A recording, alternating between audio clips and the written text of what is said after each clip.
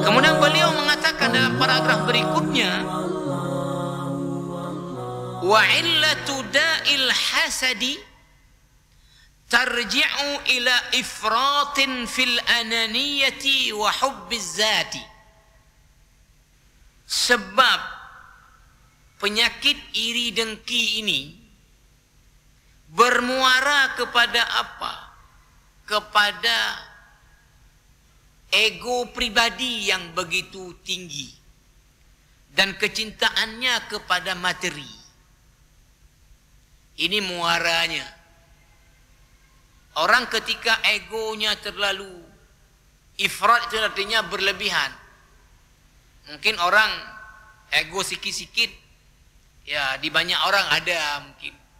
Ya, kalau cerita diri ada nambah, ya, ada nambah, tapi nambahnya dikit. Ya. Ini ifrat, berlebihan egonya. Kemudian mencintai materi. Kita sebut pada ayat 9 surah Al-Hasyr, kenapa orang-orang Ansar bisa punya sikap seperti itu? Tidak ada iri dengki kepada muhajirin, mencintai muhajirin, mendahulukan hajat muhajirin. Wa man yuqa syuha nafsihi, di ujung ayat.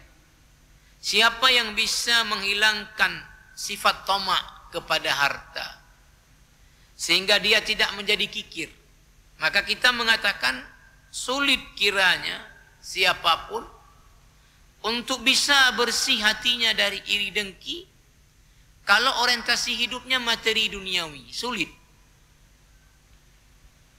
Hanya kalau dia materi,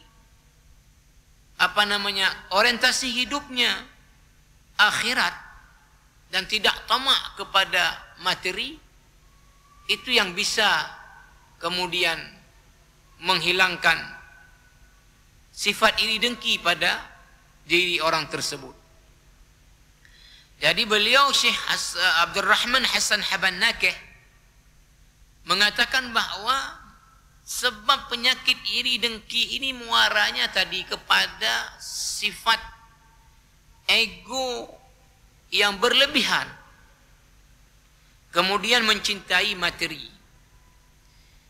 Ditambah lagi ma'adhu'fin fil imani bi kamali hikmatillahi ta'ala al-amri alladhi yufdi ila al-i'tirad ala Allah fi hikmatihi allati wazza'a ala muqtadaha ata'ahu baina khalqihi liyabluwahum fima atahum.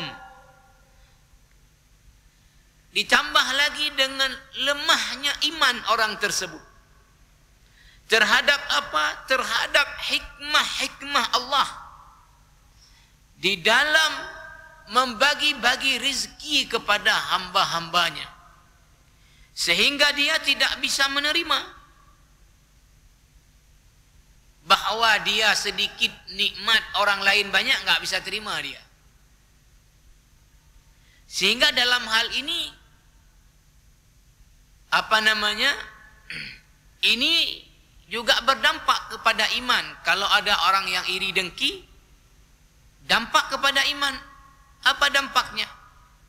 Berarti dia tidak ridha dengan keputusan Allah, bahwa Allah memberikan si A lebih daripada dia nggak terima.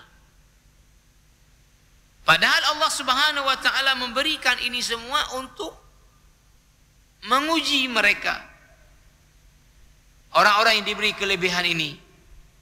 Maka di sini sebutkan fadhararuhu min hadhihi an-nahiyati yamassu janibal imani wa yu'athiru alaih. Maka dampak iri dengki ini ya mempengaruhi iman seseorang terhadap keputusan Allah, terhadap keputusan Allah. Allahu Allahu Allahu Allah Allah.